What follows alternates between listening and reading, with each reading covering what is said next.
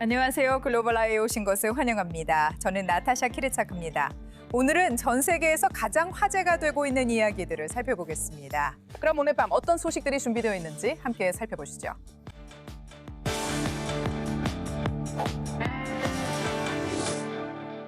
오늘날 수백만 명의 미국인들이 매일 항우울제, 항불안제, 그리고 기타 정신과 약물을 복용하고 있습니다.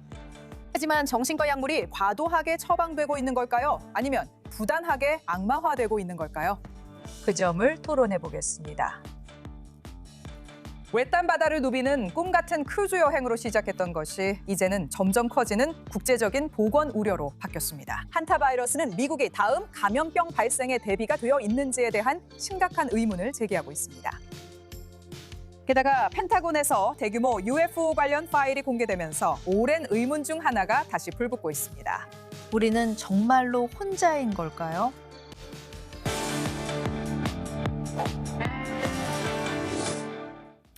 하지만 그 모든 이야기와 더 많은 소식에 들어가기 전에 이번 주 전 세계에서 가장 큰 뉴스들을 먼저 살펴보겠습니다. 수년 만에 처음으로 블라디미르 푸틴 러시아 대통령은 러시아와 우크라이나의 전쟁이 끝나가고 있다고 생각한다고 밝혔습니다. 그는 제2차 세계대전에서 소련의 승리를 기념하는 모스크바에서의 역사상 가장 작고 짧은 군사 퍼레이드 이후 기자들에게 이러한 발언을 했습니다. 그들은 도와주겠다고 약속했습니다. 서방은 지원을 약속했고 그 후 오늘날까지 계속되는 러시아와의 대립을 부추기기 시작했습니다. 저는 이 문제가 끝나가고 있다고 생각하지만 이것은 심각한 문제입니다.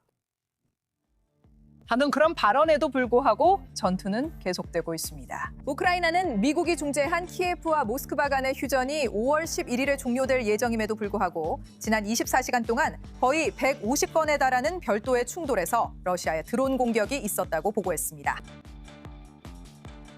그리고 인도네시아 구조대는 인도네시아 한다섬의 투코노 산이 분화한 후 숨진 싱가포르인 등산객 2명의 시신을 수습해 대규모 3일간의 수색 작전을 마무리했습니다. 믿을 수 없을 만큼 위험한 상황에서였습니다. 당국에 따르면 희생자들은 분화구 가장자리 근처에서 두꺼운 화산재에 묻혀 있었고 서로를 껴안은 채 발견됐다고 합니다. 이번 화산 폭발로 총 3명이 사망했고 17명은 살아남았습니다. 현재 화산은 여전히 활동 중이며 등산로가 이번 분화 몇 주 전부터 실제로 폐쇄되어 있었던 것으로 알려지면서 등산객들이 처음부터 산 근처에 접근할 수 있었던 이유에 대한 의문이 커지고 있습니다. 덴버 국제공항에서 밤늦게 출발하려던 항공편이 한 사람이 공항 보안을 뚫고 활주로로 뛰어들면서 끔찍하고 치명적인 상황으로 변했습니다. 그때 마침 승객이 가득 찬 여객기가 이륙 중이었습니다. 당국에 따르면 프론티어 항공 여객기가 로스앤젤레스를 향해 이륙을 위해 가속하던 중 그 사람이 경계 펜스를 넘은 지 몇 분 만에 항공기가 그 사람을 들이받았다고 합니다. 조종사는 즉시 이륙을 중단했지만 잠시 후 승객들은 객실 내 연기와 순간적인 엔진 화재를 목격했다고 전했습니다. 정말로 이륙을 막 시작하려고 할 때였어요. 진짜로 밀어내는 순간이었죠. 엔진에 들어가서 바로 밀어냈을 때였어요. 뭐라고 말해야 할지 모르겠어요. 그런데 갑자기 쾅 하는 소리가 났어요. 마치 큰 교통사고가 난 것 같은 느낌이었어요. 12명 이상 이 경미한 부상으로 치유받았고 활주로에 있던 사람은 사망했습니다. 연방조사관들은 이제 그 침입이 정확히 어떻게 일어났는지 그리고 누군가가 미국에서 가장 분주한 공항 중 한 곳에서 움직이는 항공기 가까이까지 어떻게 접근할 수 있었는지 조사하고 있습니다. 그리고 공식적으로 피터 머저르가 오랜 기간 재임했던 빅토르 오르반을 꺾고 헝가리의 새 총리로 취임 선서를 했습니다. 하지만 아무도 신경 쓰지 않습니다. 왜냐하면 모두가 이 남자, 헝가리의 신임 보건부 장관에게 집중하고 있기 때문이죠. 그는 놀라운 댄서이기도 합니다. 무엇에 관심이 있느냐에 따라 다르겠지만요. 그는 머저르 취임식에서 멋진 춤 동작으로 모두를 압도했습니다. 이제 솔트 헤게디스, 흔히 헝가리의 춤추는 정치인으로 불리는 그는 선서식이 끝난 후 국회의 계단에서 공연을 했고 군중들을 너무나도 열광하게 만들었습니다. 심지어 그의 동료 당원들조차도 저기 보세요, 함께 춤을 출 수밖에 없었죠. 이걸 춤 실력이라고 부른다면 춤을 잘 추는 사람이 그뿐만은 아닌 것 같네요. 그리고 이제 여러분, 우리는 마침내 정상에 도달했습니다.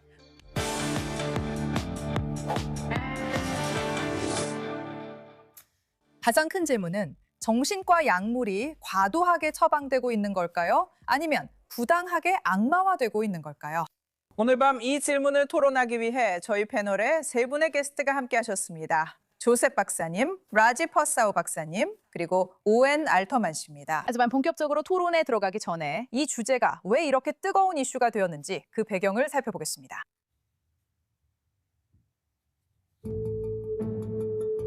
미국 보건부 장관 RFK 주니어가 정신과 약물에 대해 면밀히 조사하고 있습니다. 보건복지부는 케네디가 항우울제와 기타 정신과 약물의 과도한 사용이라고 부르는 문제, 특히 아동과 젊은 성인 사이에서의 과도한 사용을 조사하기 위한 새로운 조사를 시작했습니다. 이 계획은 처방 패턴, 충분한 설명에 의한 동의, 가능한 부작용, 그리고 환자가 약물을 안전하게 서서히 줄이거나 끊는 데 도움이 필요할 때에 초점을 맞추고 있습니다. 치료, 운동, 영양, 가족이나 지역사회 지원 등 비약물, 대안 접근성 확대를 요구합니다. 지지자들은 이를 오래 기다린 시정 조치로 봅니다. 그들은 많은 미국인들이 충분한 논의 없이 너무 빨리 약물 치료를 시작하고 장기 복용이나 금단 증상, 다른 치료법 우선 여부가 고려되지 않는다고 주장합니다. 비판자들은 이 접근이 위험하다고 지적합니다. 정신의학 단체들은 항우울제가 필수적이며 근거 기반 치료라고 경고하고 더 큰 문제는 과잉 처방이 아니라 적시에 치료를 받지 못하는 것일 수 있다고 말합니다. 따라서 논쟁은 항우울제의 장단점만이 아닙니다. 이 논쟁은 미국이 괴로움의 약을 너무 쉽게 쓰는지 아니면 이번 재검토의 수백만 명이 일상 기능에 도움이 된다고 말하는 치료법을 악마화할 위험이 있는지에 관한 것입니다. 정신과 약물이 과도하게 처방되는 걸까요? 아니면 부당하게 악마화되는 걸까요? 좋아요. 이제 토론을 시작하겠습니다. 각 패널리스트는 첫 번째 질문에 답할 30초의 시간이 주어집니다. 페이퍼 클리닉의 CEO이자 의료 책임자인 조셉 윗도링 박사님, 먼저 답변해 주시죠. 질문입니다. RFK 주니어의 계획에 대한 비평가들은 항우울제가 매일 사람들의 생명을 구한다고 말합니다. 그렇다면 많은 환자들에게 정말 필요한 치료에 대한 두려움을 조장할 위험이 있을까요? 안녕하세요, 나타샤. 네. 이것은 진짜 우려할 만한 부분이지만 오해되고 있습니다. 그래서 이런 약들에 대해 두려움을 조성하는 것에 있어서는 우리는 아주 명확해야 한다고 생각합니다. 이 약들은 특히 단기간 사용될 때 개인의 생명을 구할 수도 있습니다. 하지만 지금 벌어지고 있는 문제는 이 약들이 효과가 있느냐 없느냐와는 사실 큰 관련이 없습니다. 문제는 이 약들이 자주 잘못 사용된다는 점입니다. 이런 일이 자주 발생하는 이유는 우리가 보험 중심 의료 시스템에서 일하기 때문입니다. 많은 의사들이 한 시간에 4명의 환자를 봐야 합니다. 그래서 지금 일어나고 있는 일은 이런 시간적 제약 때문에 우리가 더 이상 환자들을 제대로 알지 못하게 된다는 것입니다. 미국에서 이 경제 논리가 성립하려면 우리는 2,000명 규모의 환자 패널을 가지고 있습니다. 알겠습니다. 조셉 박사님, 곧 다시 말씀드리겠습니다. 먼저 다음 게스트 라지 퍼사우 정신과 전문의께 30초 드리겠습니다. 퍼사우 박사님, 이 문제에 대해 어떻게 생각하시나요? 글쎄요, 통계에 따르면 전 세계적으로 매년 100만 명이 자살을 합니다. 이 숫자는 전 세계 전쟁 소식을 TV 뉴스로 볼 때 나오는 사망자 수보다 훨씬 많습니다. 그래서 이건 정말 심각한 문제입니다. 또한 항우울제는 많은 사람들의 생명을 구하고 있습니다. 그래서 여기서 심각한 위험은 만약 이런 약들을 악마화하고 낙인 찍는다면 전 세계적으로 자살률이 얼마나 높은지를 생각할 때 불장난을 하는 것과 같습니다. 그게 바로 여기서의 문제입니다. 대안은 무엇일까요? 이 행정부는 이런 약들을 악마화하고 있지만 환자들이 대신 선택할 수 있는 일관된 대안을 제시하지 않고 있습니다. 좋아요. 마지막으로 우리 선임 특파원 오웬 알터먼입니다. 30초 드릴게요. 어떻게 생각하세요? 있잖아요, 나타샤. 로버트 케네디가 근거 없는 발언을 한 적도 있지만 하지만 미국인 6명 중 1명이 항우울제를 복용한다는 말을 들으면 저를 비롯해 미국 밖의 많은 사람들은 그게 직관적으로 크게 와닿지 않는 것 같습니다. 이번이 처음도 아니며 로버트 케네디가 이 문제에 대해 사람들이 주목할 만한 이야기를 한다고 생각합니다. 그리고 우리 게스트들에게서 들었듯이 그 약들을 처방하는 데에는 그 자체의 문제를 넘어서서 다뤄야 할 여러 가지 이유가 있을 수 있고 또한 약물 중단 문제도 있습니다. 마지막으로 몇 가지 더 있으면 다음으로 넘어가겠습니다. 오웬, 다음 차례예요. 알겠어요. 다음으로 제가 묻고 싶은 질문은 정신건강관리 시스템이 감정적 고통에 대해 너무 빠르게 약물 치료를 권하는 경향이 있다고 생각하시나요? 그리고 이 부분에 대해 조셉 박사님께 다시 여쭤보고 싶어요. 박사님의 의견을 듣고 싶습니다. 네, 맞아요, 나타샤. 정말 그렇습니다. 아시다시피 제가 아까 말씀드렸듯이 이 문제의 많은 부분이 보험 기반 시스템의 구조적인 문제와 관련이 있습니다. 그래서 생계를 유지하기 위해 2,000명의 환자를 돌봐야 할 때 본질적으로 진료를 빨리 끝내야 대기실에 있는 줄선 사람들을 볼 수 있습니다. 그리고 그런 상황에서는 결국 약 처방에 의존하게 됩니다. 그게 가장 빠른 방법이기 때문이죠. 우울증을 앓는 사람들을 돕는데 중요한 식단, 생활 습관, 인간관계, 목적과 의미 같은 것들에 집중할 수 없습니다. 흥미롭네요. 라지 퍼셀 박사님, 어떻게 생각하세요? 저는 자문회로 일하는 의사이자 정신과 의사로서 이런 약을 처방할 수 있지만 매우 꺼려집니다. 저는 되도록 처방하지 않으려고 합니다. 왜냐하면 저도 앞서 말씀하신 의사분과 같은 생각이기 때문입니다. 인생의 대부분의 문제는 훨씬 더 복잡하거든요. 마법 지팡이나 알약으로 해결할 수 있지만 환자들이 그 약을 원한다는 점이 종종 간과됩니다. 저는 매일 환자들과 싸우듯 지냅니다. 그들에게 스스로를 돌아보고 문제 해결을 위해 노력해야 하며 단순한 해답만 찾지 말라고 강조합니다. 약 하나로 해결하려 하지만 그걸 요구하는 건 바로 환자들입니다. 잘못은 정신건강 시스템만의 문제가 아닙니다. 환자들은 실제로 이런 빠른 해결책을 원하지만 사실 인생의 많은 부분은 훨씬 더 어렵고 그들은 개인적인 변화를 이루기 위해 필요한 힘든 노력을 회피하고 있습니다. 그러니 정신건강 시스템만을 탓하지 마세요. 어느 정도 책임이 있는 건 맞지만 환자들이 의사에게 이런 약을 처방해달라고 압박을 가한다는 사실도 깊이 생각해 보세요. 그리고 이것은 미국 행정부가 간과하고 있는 문제입니다. 사실 이것은 환자들이 원하는 것이기도 합니다. 우리는 환자들이 인생의 문제에 대한 해답을 단순히 약에서 찾으려는 태도를 지양하도록 해야 합니다. 왜 그런가요? 예를 들어 SSRI와 같은 약물이 우울증을 극복하는 데 매우 효과적일 수 있다는 것을 알고 있는데도 왜 그런 태도를 지양해야 하나요? 약이 효과적이어도 환자의 문제는 약만으로 해결되지 않습니다. 정신의학 치료는 항상 종합적으로 이루어지며 스스로의 노력이 꼭 필요합니다. 약은 스스로 변화할 수 있도록 감정적인 변화를 일으키는 데 도움이 될 수 있습니다. 하지만 답이 단순히 약에 있다고 생각하는 것보다 훨씬 더 복잡한 문제입니다. 사람들은 이러한 감정적 고통을 유발하는 자신의 삶의 문제들을 해결해야 합니다. 그리고 자신을 변화시키기 위해 노력하는 것에 대한 심한 주저함이 쉬운 답을 찾고 어려움과 마주하는 것을 피하려는 더 넓은 문화적 문제의 일부입니다. 그리고 어려움과 마주하면 개인적인 성장을 이룰 수 있습니다. 유감스럽게도 해결해야 할 광범위한 문화적 문제가 있다고 말씀드려야 할 것 같습니다. 여기서 잘못이 있는 건 의사들만이 아닙니다. 조셉 박사님, 고개를 끄덕이신 이유를 말씀해 주실 수 있나요? 사실 저는 동의하지 않았습니다.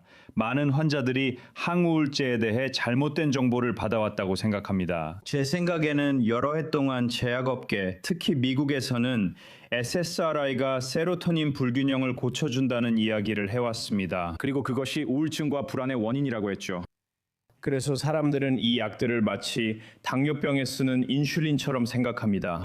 그래서 저는 사람들이 잘못된 정보를 받았다고 생각합니다. 그렇게 단순할 수는 없습니다. 많은 환자들이 이렇게 믿고 있고 많은 의사들도 여전히 환자들에게 이렇게 말하지만 이것은 단순히 잘못된 것입니다. 그리고 저는 직감적으로 전 세계 많은 사람들이 문제의 근본 원인을 찾고 싶어 한다고 느낍니다.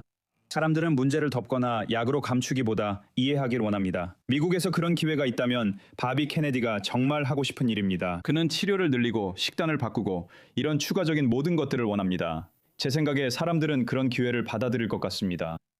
흥미롭네요. 그리고 아직 이 부분에 대해 제대로 답변할 기회가 없으셨죠? 이 문제에 대한 당신의 생각이 궁금하고 이 논쟁이 실제로 얼마나 의학적인지 아니면 이념적인 부분이 더 큰지 듣고 싶어요. 왜냐하면 우리는 분명히 미국을 다시 건강하게 만들고 인류 전체를 다시 건강하게 만들자는 더 큰 논쟁 속에서 이런 일이 일어나고 있는 것을 보고 있기 때문이에요. 그리고 주류 약물 치료에 대한 이런 회의적인 시각도 있죠. 맞아요, 나티샤. 회의론이 핵심이죠. 곧 그 얘기를 하겠지만 먼저 이 문제에 대해 간단히 말씀드릴게요. 아시다시피 우리 게스트가 자살 예방을 언급했었죠. 분명히 우리 모두 그 점에는 동의하지만 적어도 미국의 한 전문 협회에서는 나타샤 이런 약을 자살과 자살 예방 그리고 급성 우울증 치료 맥락에서 신중하게 사용할 것을 언급했습니다. 또 미국 성인 6명 중 1명이 이런 약을 쓴다면 그런 조건들이 실제로 지켜지고 급성 사례에만 신중히 쓰이는지 우리 스스로 물어볼 필요가 있다고 생각합니다. 그리고 우리가 들은 바로는 그게 사실이 아닐 수도 있다는 점입니다. 하지만 나타샤, 당신 말이 맞아요. 이건 전문성과 회의론 사이의 고전적인 충돌에 관한 문제입니다. 그리고 이것은 21세기의 일부이기도 하죠. 이스라엘의 의학 분야뿐만 아니라요. 이것이 10월 7일 이후 우리의 논쟁의 기준입니다. 누가 책임이 있습니까? 그리고 우리의 안보기구에 있는 전문가들과 정치계의 회의론자들 사이에서 어떤 균형을 가지고 있습니까? 그리고 실제로 그들 사이에서 어떻게 올바른 균형을 맞출 수 있습니까? 그리고 로버트 케네디도 의료 분야에서 이 질문을 하고 있습니다. 저는 백신 분야에서는 덜 성공적이고 권위도 낮다고 생각하지만 이번 경우나 영양, 식단 분야에서는 더 할 말이 있다고 봅니다. 그는 그 분야에서 활발히 활동해 왔습니다. 저도 동의합니다. 분명히 이런 약물들이 낙인찍혀서는 안 됩니다. 반드시 사용해야 하는 경우가 많습니다. 그리고 비용 문제, 진짜 비용 문제가 있습니다. 이것에 대한 대안으로 보이는 훨씬 더 비용이 많이 들고 확실히 훨씬 더 시간이 많이 드는 치료법들을 정확히 어떻게 적용합니까? 이 질문들은 미국 시스템에 매우 중요해 보입니다. 공공의료 시스템이 강한 이스라엘에 우리가 전해줄 수 있는 교훈이 있을지도 모릅니다. 조셉 박사님, 아까 고개를 저으시던데 오웬과 의견이 다르신 부분 설명해 주실 수 있나요? 아니요, 저는 오히려 그분의 의견에 동의하고 있었습니다. 하지만 사실 아니요, 저는 오히려 동의하지 않았던 것 같아요. 사실 저는 그렇게 생각하지 않아요. 인구 전체로 보면 적어도 미국에서는 90년대에 비해 항우울제 사용량이 5배나 늘었거든요. 그리고 2000년 이후로 지금까지 자살률이 60%나 증가했습니다. 그래서 저는 단순히 미국인들에게 항우울제를 더 많이 처방한다고 해서 자살률이 낮아질 거라고 생각하지 않습니다. 우리는 사람들을 돕는 방법에 있어서 더 창의적으로 접근할 필요가 있습니다. 그리고 저는 버비 케네디가 이런 비약물 치료법을 미국 대중에게 더 많이 제공할 수 있도록 대화를 시작한 것을 정말 존경합니다. 다시 질문 드리겠습니다. 라지펄세 박사님, 이 약물의 지지자들은 당신이 직접 말씀하신 것처럼 우리가 현재 겪고 있는 진짜 위기는 과잉 치료가 아니라 치료 부족이라고 주장해 왔습니다. 이 약물에 대한 낙인 때문에 필요한 사람들이 복용을 주저하게 되고 이는 자살률과 우울증률 증가와도 연관됩니다. 이에 대해 어떻게 생각하시나요? 네, 이 약물이 필요한 많은 분들이 실제로 처방을 못 받고 있다는 점에 동의합니다. 그리고 이상하게도 저도 두 분 의견에 동의합니다. 많은 사람들이 사실 약이 필요 없고 오히려 복용하지 않는 것이 더 나을 수도 있습니다. 정말 혼란스러운 상황입니다. 왜 이렇게 혼란스러운 걸까요? 이렇게 혼란스러운 이유 중 하나는 이 약을 처방하는 많은 의사들이 가정의학과 의사들이라는 점입니다. 이분들은 일반 개업의이고 전문의가 아닙니다. 우리는 종종 정신건강관리를 과소평가합니다. 가정의학과 의사에게 암이나 심장질환 치료를 기대하지는 않을 것입니다. 왜 서구 세계 전반에서 이렇게 많은 항우울제 처방이 가정의학과 의사들에 의해 이루어지고 있는 걸까요? 들어보세요. 저는 가정의학과 의사들을 존경합니다. 그분들은 저보다 의학 지식이 많지만 정신건강 전문가는 아닙니다. 우리가 이런 비전문가, 비전문 의사들에게 처방을 맡긴다는 사실 자체가 혼란의 시작입니다. 하지만 상황은 완전히 혼란스럽습니다. 우리는 더 자유로운 시대에 살고 있다고 생각하죠. 이 약을 복용하는 많은 사람들은 도움이 되지 않고 복용하지 않아도 괜찮으며 반대로 약이 꼭 필요한 사람들은 받지 못하고 있습니다. 정말 혼란스러운 상황입니다. 저는 그게 무슨 의미인지, 즉 약에서 이득을 보지 못한다는 게 무엇인지에 대해 이야기하고 싶어요. 분명히 부작용이 나타날 수도 있다는 걸 아시잖아요. 이 약들 중 일부를 꼭 복용하지 않아도 되는 사람들이 복용하게 되면 건강에 매우 해로울 수 있어요. 그리고 말씀하신 것처럼 정신건강 전문가가 아닌 일반 가정의나에게 잘못 처방받았을 수도 있죠. 하지만 이런 약을 복용하는 것의 단점이 정말 말씀하신 것만큼 위험한가요? 여기서 문제는 정신건강 문제를 가진 사람이 평생 그 문제에 갇혀 산다는 비관주의 문화가 있다는 겁니다. 하지만 사실이 아닙니다. 정신건강 문제는 충분히 치료가 가능합니다. 하지만 이런 비관주의 때문에 사람들은 약을 처방받고 6개월 동안 복용하면서 기대치가 매우 낮아집니다. 사람들은 상태가 나아지지 않는 걸 느끼면 그냥 어깨를 으쓱하고 이게 끝이라고 생각합니다. 훨씬 더 적극적으로 나서야 합니다. 제가 드리고 싶은 한 가지 조언이 있습니다. 제 다른 동료들도 동의하길 바라는데요. 약을 복용한 후 2주가 지났는데도 아무런 변화가 느껴지지 않는다면 다시 의사를 찾아가서 약이 효과가 없을 수도 있다는 점을 상의해 보세요. 또 한 가지는 이 약들이 세심한 관리가 필요하다는 점입니다. 영국에서는 가정의가 약을 처방한 뒤 몇 달 동안 환자를 다시 보지 않는 경우가 많아 정말 말이 안 됩니다. 그런 환경에서는 약을 제대로 관리할 방법이 없습니다. 정신건강 문제는 치료가 가능합니다. 환자라면 좀 더 적극적으로 행동하세요. 효과를 느끼지 못한다면 자신의 병이 치료 불가능하다고 단정 짓지 마세요. 치료에 뭔가 문제가 있는 겁니다. 치료 방법도 여러 가지를 시도해 보세요. 당뇨병의 경우 대부분의 사람들이 복용하는 일반적인 약들이 아마 효과가 있을 겁니다. 하지만 정신과 치료는 개인마다 더 개별화된 관리가 필요합니다. 적극적으로 요구하고 치료법을 찾아보며 낙관적으로 생각하세요. 호전이 없으면 치료에 문제가 있으니 더 적극적으로 대처하세요. 그리고 제가 한 가지 더 말씀드리고 싶은 점이 있습니다. 다른 분이 아주 좋은 지적을 해주셨는데요. 구글과 인터넷 덕분에 이제는 모두가 전문가가 된 것 같습니다. 네. 이것은 6년간 의대에 다닌 전문가들에게 진정한 도전입니다. 이제는 사람들이 이를 존중하지 않는 것 같아 큰 문제라고 생각합니다. 의사들은 의과대학을 나온 의사가 닥터 구글보다 낫다는 점을 지켜야 합니다. 제 생각엔 이 부분이 잘 안 되고 있는 것 같습니다. 조셉 박사님, 이 일에 대해 어떻게 생각하시나요? 저는 라지 박사님 의견에 전적으로 동의하며 이건 정말 말이 안 된다고 생각합니다. 제 말은 미국에서는 항우울제의 80% 정도가 가정의학과 의사들에 의해 처방된다고 알고 있습니다. 그분들이 약을 시작하고 3개월마다 추적 진료를 하죠. 그리고 아시다시피 평균적으로 환자와의 대면 시간은 7분에 불과합니다. 도대체 어떻게 그 사람의 인간관계나 삶의 의미와 목적, 그리고 약물 남용 문제나 신체 건강 상태까지 이해할 수 있겠습니까? 그런 부분에서 어떻게 개입해서 도와줄 수 있겠습니까? 미국에서 또 다른 큰 문제는 바로 보험제도입니다. 알다시피 정신과 의사와 치료사의 절반 정도는 이제 보험을 받지 않습니다. 왜냐하면 보험 보상이 너무 낮기 때문이죠. 그래서 환자들이 이런 치료를 받고 싶어도 온갖 장벽들이 존재합니다. 그래서 우리는 정신건강 치료에 대한 보상 방식을 정말로 바꿔야 합니다. 사람들이 이런 문제의 근본 원인에 접근할 수 있도록 해야 하고 단지 약물로만 치료하는 것이 아니라 효율적이라는 이유로 2,000명이나 되는 환자들을 빠르게 처리하는 데 그치지 않도록 해야 합니다. 오웬, 이 일에 대한 의견이 궁금해요. 두 가지 말씀드리고 싶습니다, 나타샤. 첫 번째로 우리 게스트가 이 부분을 언급하기 시작했는데요. 제가 이해하기로는 주요 문제는 약물의 과다 처방이 아니라는 점입니다. 문제는 사람들이 약을 오래 사용하고 끊을 때 어려움을 겪으며 다양한 부작용에 직면한다는 점입니다. 그것도 이 사안의 한 부분인데 전문가 집단은 그 점에 더 타당성이 있다고 봐서 실제로 반발이 덜했습니다. 다시 말하지만 미국인 6명 중 1명이 이 약을 복용한다는 통계도 있습니다.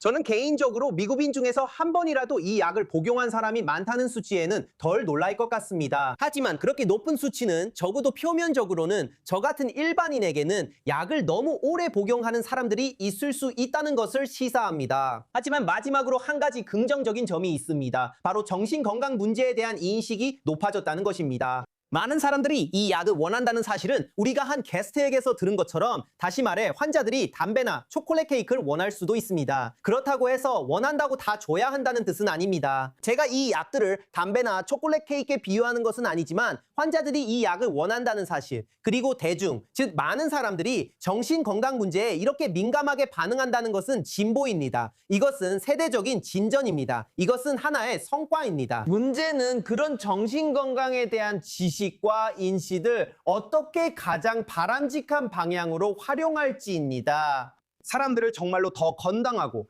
효율적이며 지속적으로 나아지게 만드는 것이 중요합니다. 오웬, 그렇게 말씀하신 게 흥미롭네요. 이스라엘에서는 이런 약 복용에 낙인이 꽤 있었어요. 요즘 점점 더 많은 이스라엘 사람들이 이런 약을 복용하고 있지만 확실히 이런 약을 먹어서 불안이나 스트레스를 다스리는 것은 약점으로 여겨져 왔어요. 두 분 의사 선생님 말씀처럼 영국이나 미국에서는 상황이 다를 수도 있겠죠. 하지만 다시 조셉 박사님께 질문을 드리고 싶은데요. 사실상 취약한 분들이 실제로 필요한 도움을 받지 못하도록 막는 위험성에 대해 이야기하고 싶어요. 왜냐하면 또 다른 방법이 계속 강조되고 있기 때문이죠. 네, 이 부분에 대해서는 솔직하게 말씀드리겠습니다. 바비 케네디와 그가 하는 일에 대해 비판하는 사람들이 많고 그는 이러한 약물의 과도한 사용에 대해 경각심을 일으키고 있습니다. 그리고 그들은 그가 정신질환자들에게 낙인을 찍고 있으며 그가 하는 말이 위험하다고 말합니다. 이것은 완전한 거짓말입니다. 우리는 낙인이 무엇인지에 대해 이야기해야 합니다. 당신이 말한 것처럼 그것은 약을 복용한다는 이유로 누군가를 부당하게 비판하는 것입니다. 이건 그런 얘기가 아닙니다. 많은 사람들이 바비 케네디가 트럼프와 관련이 있다고 생각합니다. 그가 백신에 대해 말한 것을 싫어하는 사람도 있고 항우울제 반대가 이념적이라고 추측하는 이들도 있습니다. 그는 가톨릭 신자로 이를 방종이나 도덕적 문제로 볼 수도 있습니다. 아마 그는 강인한 태도를 가지고 있어서 사람들이 그냥 스스로 극복해야 한다고 생각할 수도 있습니다. 하지만 이게 바로 그런 내용이 아닙니다. 약을 복용하는 것에 대해 부끄러워할 필요가 전혀 없습니다. 그리고 그는 그런 말을 한 적 없습니다. 이것은 사람들이 이러한 약들이 실제로 무엇을 하는지에 대해 충분히 알고 동의할 수 있도록 하는 것입니다. 예를 들어 이 약들이 얼마나 오랫동안 연구되었는지, 끊기가 어려울 수 있다는 사실, 부작용이 있다는 사실 등을 말이죠. 그리고 물론 분명히 이 점도 있습니다. 하지만 우리가 말하는 것은 바로 충분한 정보를 제공받고 동의하는 것에 관한 것입니다. 알겠습니다. 닥터 라지 파슬, 광고로 넘어가기 전에 마지막으로 30초 동안 의견을 말씀해 주세요. 저는 로버트 케네디의 백신 관련 주장 대부분에 동의하지 않지만 그의 질문들은 정말 중요하고 좋다고 생각합니다. 왜 이렇게 많은 미국인들이 이렇게 오랜 기간 동안 이 약들을 복용하고 있는 걸까요? 하지만 여기에는 문제가 있습니다. 영국에서는 약 20년 전에 사람들이 그 문제를 인식하고 대안으로 많은 치료사들을 아주 빠르게 양성했습니다. 말씀드리기 두렵지만 빠르게 양성된 많은 치료사들이 실력이 부족한 것으로 드러났습니다. 그리고 이렇게 빠르게 양성된 치료사들에게 찾아간 사람들이 경증에서 중등도의 우울증을 치료한 비율은 이 프로그램이 20년 동안 진행된 후 몇 년 전에야 겨우 50% 정도에 불과했습니다. 약 1년 뒤 경증에서 중등도 우울증의 자연 회복률이 얼마인지 아세요? 약 50%입니다. 즉, 이렇게 빠르게 양성된 치료사들은 효과를 내지 못한 셈이죠. 오히려 그들은 사람들이 나아지는 것을 방해하고 있었습니다. 그래서 우리는 대안에 집중해야 합니다. 그 대안은 숙련된 전문가의 치료입니다. 그리고 불행하게도 그건 역시 비용이 많이 듭니다. 네, 그렇습니다. 페달분들께 감사드리며 흥미로운 토론이었습니다. 여러분 중 몇 분이라도 원하는 답을 얻으셨길 바랍니다. 저희는 잠시 후 짧은 휴식 뒤에 글로벌 아이로 돌아오겠습니다. 잠시만 기다려주세요.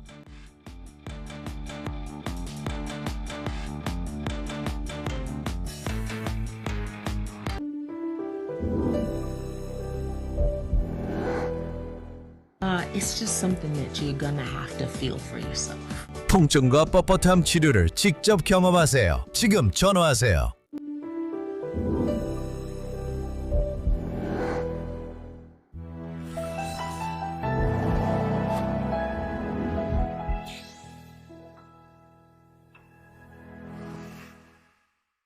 여러분은 어떻게 뉴스를 접하시나요? 어떤 출처를 믿어야 할지 어떻게 아시나요? 그리고 전체 이야기를 명확하게 파악하려면 끊임없이 쏟아지는 사건들을 잘 정리해서 볼 필요가 있어요. 주요 뉴스, 전문가 분석가들, 그리고 최고의 기자들이 현장의 생생한 목소리를 전해드립니다. 저희는 토론다운에서 모든 것을 자세히 분석해드립니다. 사실을 확인하고 정보를 얻으며 중동 지역에서 이성적인 목소리가 되어주세요.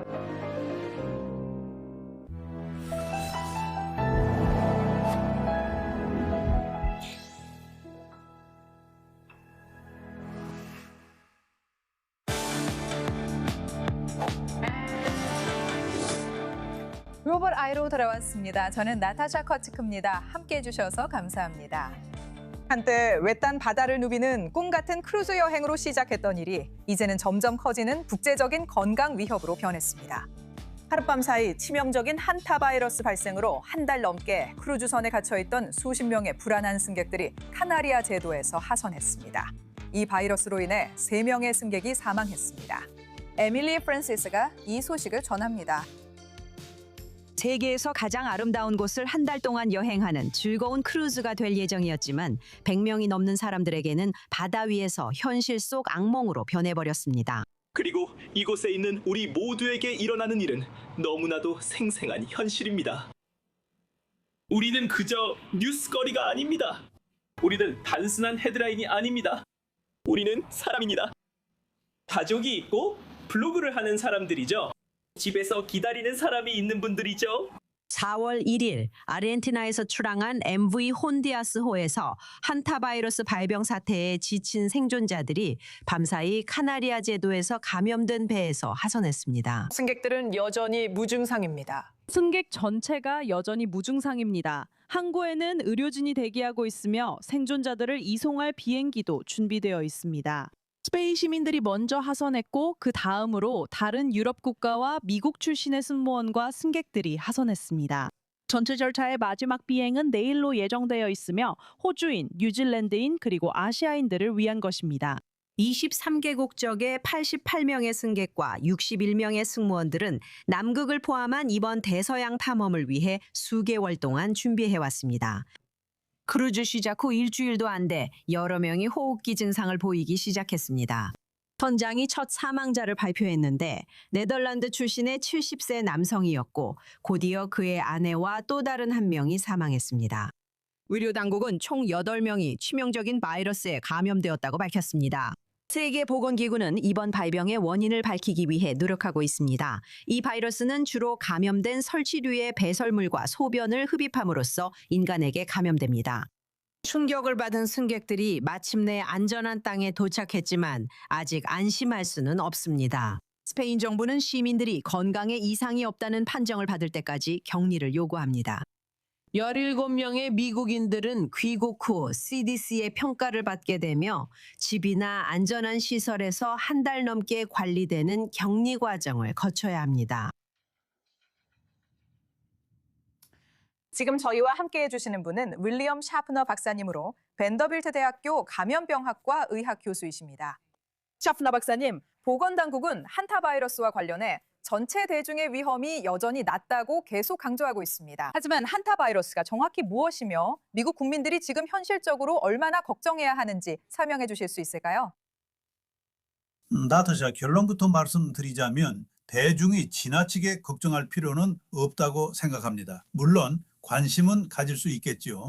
한타바이러스는 작은 설치류에 서식하며 이 설치류들은 침, 소변, 그리고 배설물을 통해 바이러스를 퍼뜨립니다. 이것들이 마를 수 있습니다. 그리고 보통 사람들이 청소를 하거나 먼지가 많은 곳에서 활동할 때 에어로졸이 생성될 수 있고 그 바이러스를 흡입하게 되면 감염이 시작될 수 있습니다.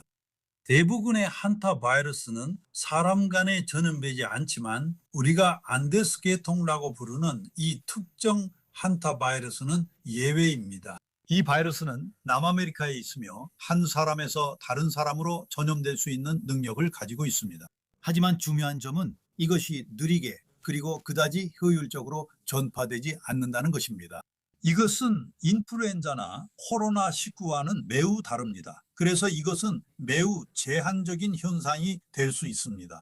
그리고 저는 비록 가끔씩 다른 환자가 진단될 수는 있겠지만 이 승객들이 돌아가는 어떤 나라에서도 한타바이러스 감염이 널리 퍼지지는 않을 것이라고 생각합니다. CDC의 대응이 과거의 국제적 유행 때보다 더 느리고 덜 눈에 띄었다고 비판하는 사람들이 있습니다. 당신의 관점에서 이런 상황에서 CDC가 적절하게 대응했다고 생각하시나요? 그리고 세계 기관들도 제대로 대응했다고 보시나요?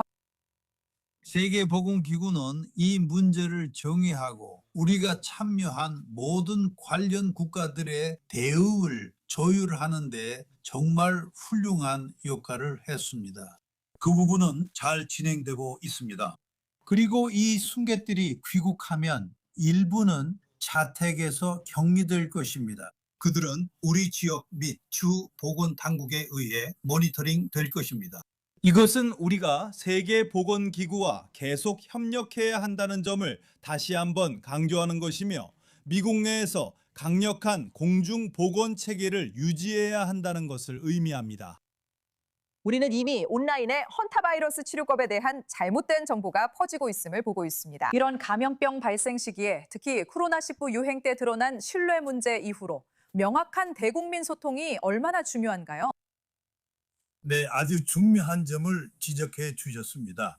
어떤 감염병 발생이든 가장 중요한 공중보건 개입은 명확하고 지속적이며 과학에 기반한 소통입니다. 그리고 저는 우리 모두가 언론인들과 협력해서 사람들이 공황에 빠지지 않도록 올바른 정보를 전달하려고 노력하고 있다고 생각합니다. 물론 관심을 가질 만한 일이죠. 공중보건당국이 관여하고 있지만 우리는 이것이 통제 가능한 현상일 것이라고 생각합니다. 보시다시피 이렇게 큰 크루즈선에서 지금까지 진단받은 사람은 소수에 불과합니다. 알겠습니다. 샤프너 박사님 함께해 주셔서 감사합니다. 박사님 의견을 들어서 흥미로웠습니다. 이제 다음 소식으로 넘어가겠습니다. 싱가포르는 학교 내 괴롭힘에 대해 더 강경한 대응을 하고 있으며 이로 인해 훈육, 처벌, 그리고 아동의 권리에 대한 큰 논쟁이 일고 있습니다. 새로운 지침에 따르면 다른 처벌이 효과가 없을 경우 9세의 어린 남학생들도 사이버 괴롭힘을 포함한 심각한 괴롭힘 행위에 대해 학교에서 회초리로 체벌받을 수 있게 되었습니다.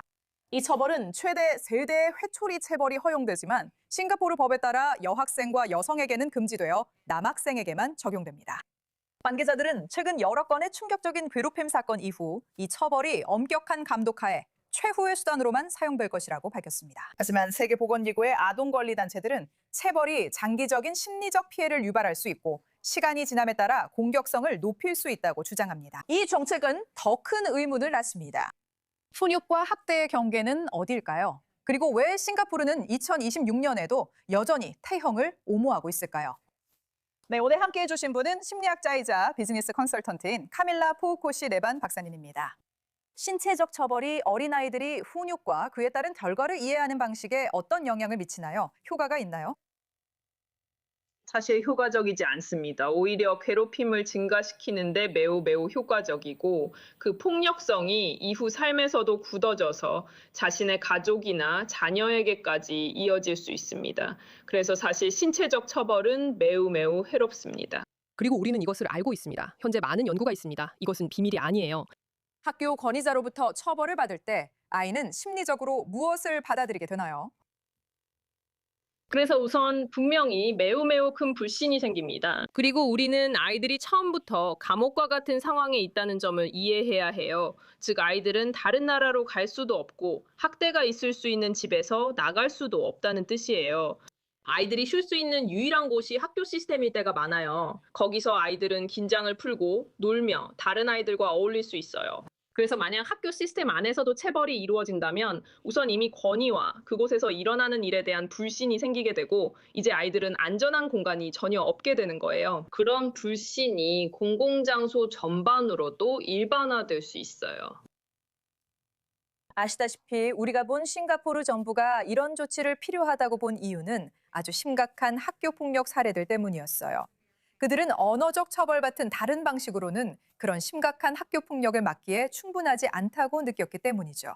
이에 대해 어떻게 생각하세요? 혹시 어떤 한계선, 그러니까 물리적인 대응만이 괴롭힘을 하는 아이의 행동을 실제로 변화시킬 수 있는 유일한 방법인 상황이 있을까요? 정말 좋은 질문이라고 생각해요. 왜냐하면 많은 사람들이 이렇게 생각하거든요. 그래, 우리가 이걸 통제할 수 있으니까 그냥 때리자. 네, 물론이죠. 멋진 생각이에요. 그렇게 하면 아이들은 이미 감옥에 갇힌 듯 느끼고 그 이야기가 계속돼요. 네, 아이로서 이미 어느 정도 갇혀 있다고 느껴요. 어른으로서 책임감을 갖는 것이 정말 중요하다고 생각해요. 그냥 즉각적으로 반응하는 게 아니라 한 걸음 물러서서 생각해 봐야 해요. 특히 교육 사회와 교육 시스템 안에서는 더더욱 그렇죠. 그리고 연구 결과도 이미 많이 나와 있어요. 정말 많잖아요. 그렇죠.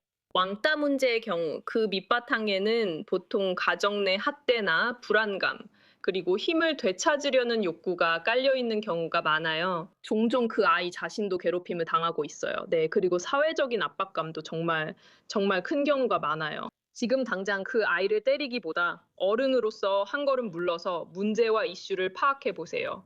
이런 일이 만연하고 큰 문제라면 더 심각한 문제가 있다는 뜻입니다. 한 걸음 물러서서 생각해 보세요. 머리를 써서 시스템적으로 접근해 실제 문제의 본질을 해결하세요. 온라인에서 영상을 보면 확실히 변화가 있었어요. 예를 들어 양육에 대해 이야기할 때 온화한 양육법에서 시작해서 그게 더 대중적인 아이들을 대하는 방법이 되었죠. 예전에는 아이를 신체적으로 벌 주는 방식 같은 방법에서 벗어나고 있는 거죠. 하지만 이제는 싱가포르처럼 다시 이런 신체적 처벌로 돌아가는 변화가 보이고 있어요. 이 현상에 대해 어떻게 생각하세요? 그리고 이것이 어쩌면 더 큰 문제를 시사하는 건 아닐까요? 학교와 부모들이 아이들을 훈육하는 방식에 어떤 변화가 있는 걸까요? 네, 맞아요. 체벌이 있었고 그게 문제라는 걸 깨달았기 때문에 이제는 방임형 양육으로 넘어간 것 같아요. 모두가 평화롭고 아무 말도 하지 않는 그런 분위기요. 하지만 그것도 문제예요. 이제 아이들은 방치당한다고 느끼고 아무도 자신을 신경 쓰지 않는다고 생각하거든요. 그래서 분명한 기준이 있는 적절한 균형점이 필요해요. 그리고 건강한 양육에 대해서도 알고 있잖아요. 분명한 기준은 있지만 그 기준을 유연하게 적용한다는 거예요. 즉 아주 명확하지만 유연하다는 뜻이죠. 그렇다고 아이들을 때리라는 뜻도 아니고 도망쳐서 전혀 관여하지 말라는 뜻도 아니에요. 오히려 아주 적극적으로 관여하라는 거예요. 아이들과 대화하고 여러 가지를 함께 논의하고 문제를 함께 해결해 나가는 거죠. 행동에 어떤 결과가 따른다면 그것은 건강한 결과여야 해요. 과장되거나 아이를 고문하거나 상처 주는 방향으로 가는 것이 아니에요. 그래서 제 생각에는 일반적으로 저에게는 이런 개인적인 순간이 있어요. 예를 들어 머리를 자르거나 네일을 하려면 공부도 하고 자격증도 필요하잖아요. 그런데 한 인간을 집으로 데려가는 건 그냥 할 수 있죠. 저는 그게 정말 해로운 일이라고 생각해요. 우리는 유치원 때부터 이미 이 주제에 대한 교육이 필요해요. 서로 어떻게 행동해야 하는지, 어떻게 진정해야 하는지, 어떻게 대화해야 하는지, 그리고 이런 것들을 나이에 맞게 고등학교를 졸업할 때까지 배워야 해요. 그들은 이미 건강한 인간관계를 맺는 방법, 아이를 키우는 방법 같은 것들을 알고 있어요. 또 어떤 나라에서는 아이가 태어나면 집에 방문해 처음 도와주고 무료 상담도 제공한다고 해요. 모두가 상담을 받을 형편이 아니고 상담에 대한 낙인도 여전하기 때문이죠. 부모 교육도 하고 소통 교육도 하고 이런 것들을 사회적으로 실천하면 이런 문제들이 생기지 않거나 훨씬 줄어들 거예요. 경제적인 측면만 봐도 충분한 가치가 있으니 사회가 이런 일을 하도록 동기부여가 될 것입니다. 네, 알겠어요. 정말 슬퍼요. 카밀라 프로코시라반 박사님, 자세한 설명 정말 감사드려요. 이제 다음 소식으로 넘어가겠습니다. 암스테르담은 공식적으로 세계 최초로 육류 제품과 화석연료 관련 산업의 공공장소 광고를 금지한 수도가 되었습니다. 이제 트램 정류장, 지하철역, 그리고 시 소유의 다른 공공장소에서는 더 이상 햄버거 광고, 항공사 프로모션, 크루즈 여행 광고, SUV 광고판을 볼 수 없다는 뜻입니다. 시 지도자들은 이 조치가 암스테르담의 기후 목표에 맞춰 거리 환경을 조성하는 것이라고 말합니다. 여기에는 2050년까지 탄소 중립 달성과 육류 소비 절반 감축 목표가 포함됩니다. 하지만 비평가들은 정부가 이른바 과잉 간섭 국가 영역에 들어서서 검열을 통해 사람들의 개인적인 선택을 통제하려 한다고 말합니다. 이제 인디펜던트 아시아 기후 특파원 스투리 미슈라 씨가 자세히 설명해 주십니다. 스투리 씨, 암스테르담은 이번 조치로 공공장소를 기후 정책과 맞추려 한다고 하지만 이 금지가 소비자 행동에 얼마나 영향을 줄 수 있을까요? 네, 바로 그게 핵심 질문입니다. 사실 이번 결정의 본질을 짚는 부분이죠. 하지만 이런 결정들이 대중의 행동에 영향을 주기 위해 시행된다고 해도 그 효과가 하루아침에 나타나지는 않는다고 생각해요. 사실 이런 변화는 한 세대, 어쩌면 그 이상이 지나야 나타나요. 그래서 저는 이게 암스테르담이 정한 방향이라고 생각해요. 이런 종류의 금지 조치를 논의해온 다른 도시들도 여러 곳 있어요. 일부 도시는 이미 시행하기도 했고요.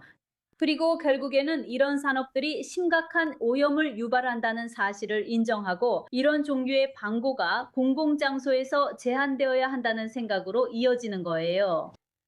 우리가 이렇게 계속 소비할 수는 없다는 걸 인정하는 의미이기도 해요. 저는 그게 이 움직임의 핵심적인 생각이고 추진하는 이유라고 생각해요.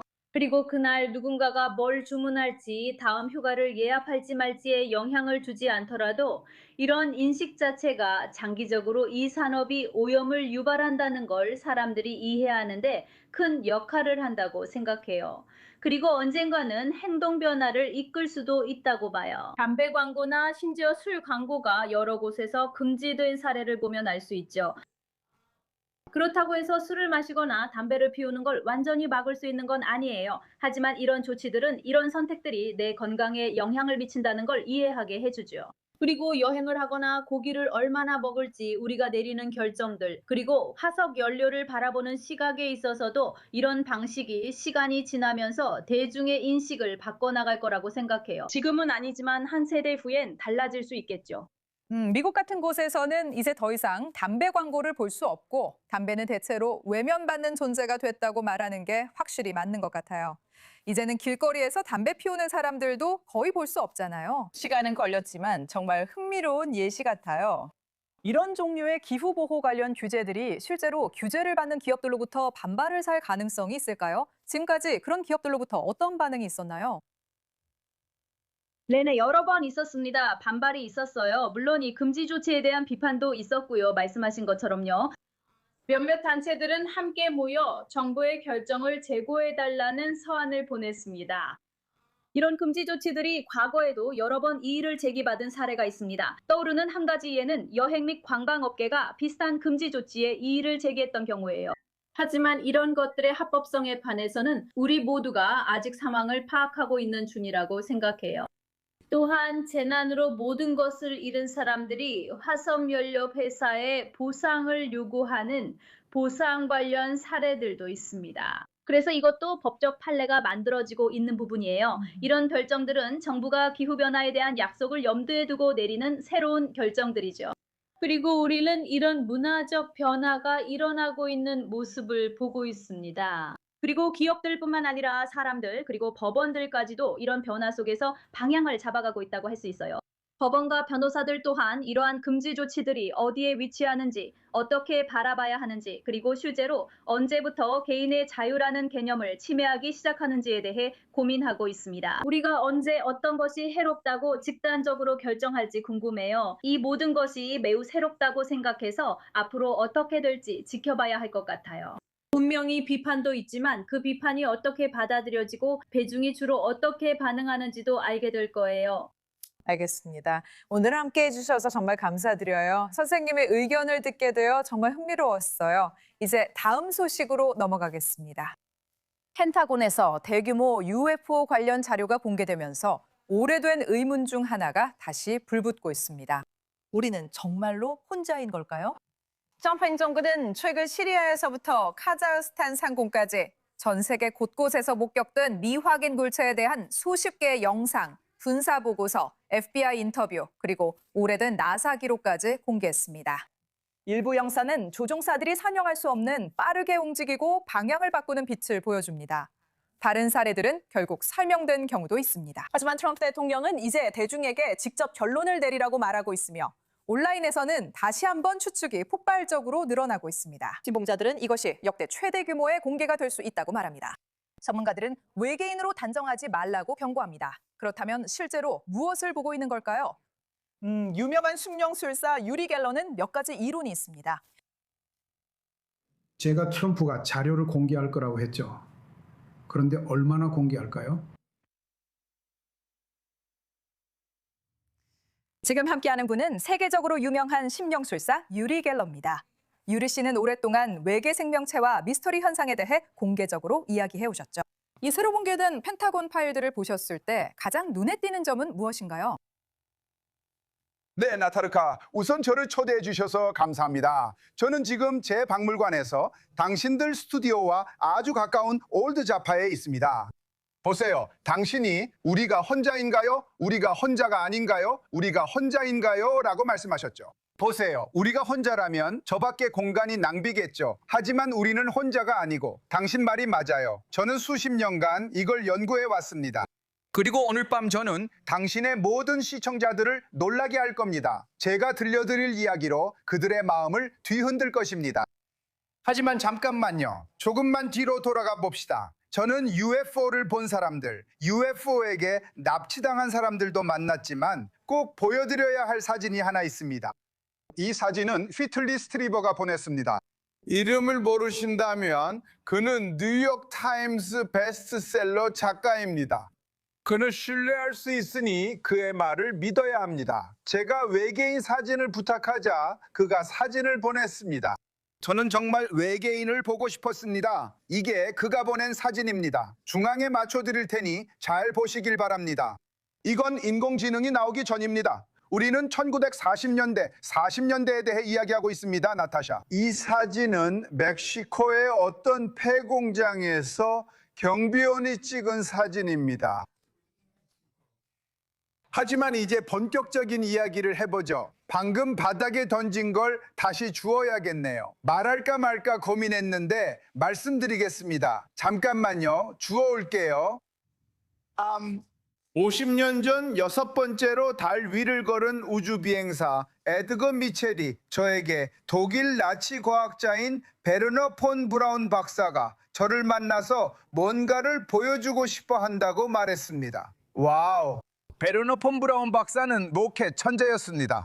전쟁이 끝난 후 케네디 대통령은 베르너 폰 브라운 박사의 두뇌를 활용해 달 착륙을 준비하기 위해 그를 미국으로 데려왔습니다. 어떤 사람들은 제 말을 믿지 않지만 저는 베르너 폰 브라운 박사를 만났고 이 사진에서 그가 저에게 UFO 일부를 보여주고 있습니다. 제 옆에는 CIA 요원과 우주비행사 에드가 미첼이 서 있습니다. 제가 숟가락을 구부리고 마음을 읽는 걸 보여주자 그가 감명을 받았습니다. 그러더니 저에게 유리, 나랑 주차장으로 나가자라고 말했습니다.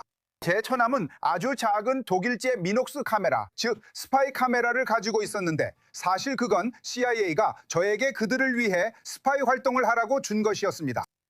그가 이 사진을 찍었습니다. 베르너 폰 브라운이 저를 그의 리무진에 태우고 우리는 함께 나사 기지의 중심부인 고다드 우주연구센터로 갔습니다. 우리는 거대한 콘크리트 건물에 도착했습니다. 몇 명의 경비원이 있었고 그가 문을 열자 우리는 건물 깊숙한 곳으로 내려갔습니다. 저와 그 단둘이었습니다.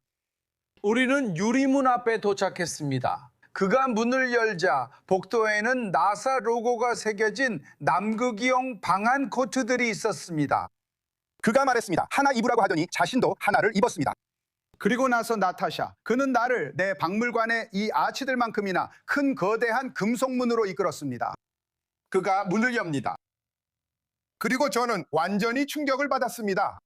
우리는 냉장실로 들어갑니다. 저는 바보가 아니에요, 네페샤.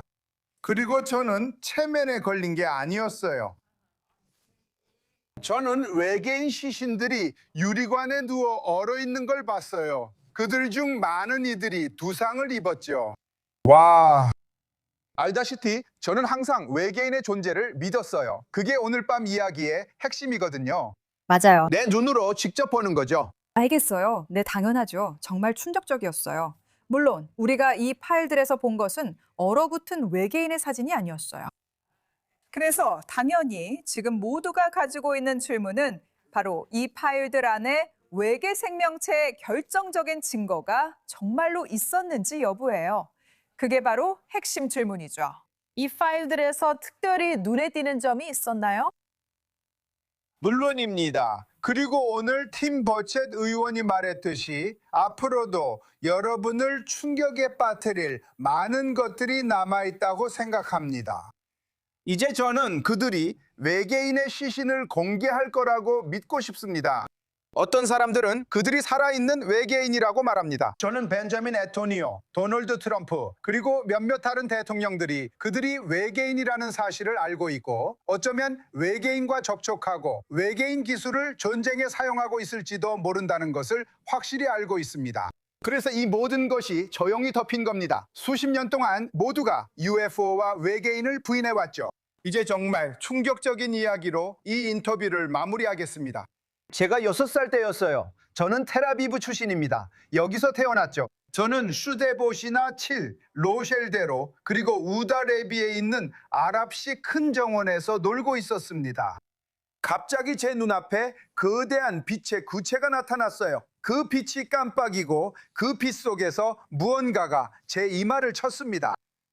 그것은 너무나도 실제 같고 단단해서 저는 틀밭에 넘어졌습니다. 저는 집으로 달려가 어머니께 말씀드렸지만 어머니는 저를 믿지 않으셨습니다. 어머니는 제가 상상했거나 지어낸 이야기라고 생각하셨습니다. 하지만 이 이야기가 너무 강렬해 저는 너무 외면하지 않기로 했습니다. 이 이야기를 책과 다큐멘터리 그리고 20년 전 BBC 다큐멘터리에서도 다뤘습니다. 이스라엘에서 제 다큐멘터리가 방영되며 이 이야기를 전했습니다. 다음 날 이스라엘 공군 장교 아브람에게서 전화가 왔습니다. 그는 나도 그 자리에 있었고 어젯밤 당신 이야기를 들었으며 당신을 봤다고 했습니다. 저는 바로 전화를 받았습니다. 그리고 그는 저에게 자신이 젊은 공군 장교였고 로셸대로에 있는 어머니의 아파트로 걸어가고 있었다고 말했습니다. 그리고 저를 봤다고 했습니다. 그는 저를 보았고 흥미로운 두려움을 보았다고 했습니다. 그래서 그는 이 순간을 목격했습니다. 제가 말씀드려야겠네요, 유리 씨. 저는 당신처럼 외계 생명체의 증거일 수도 있는 것들과 상호작용하고 목격한 경험이 이렇게 많은 분을 거의 만나본 적이 없습니다. 다시 말씀드리지만 많은 분들이 펜타곤 파일에서 확실한 증거를 기대한다고 생각합니다. 함께해 주셔서 감사합니다. 잠시 광고 후 돌아오겠습니다. 정말 흥미롭네요. 여기는 글로벌 아이, 저는 나타샤 키르츠기입니다. 함께해서 즐거웠어요. 다음 주에 만나요.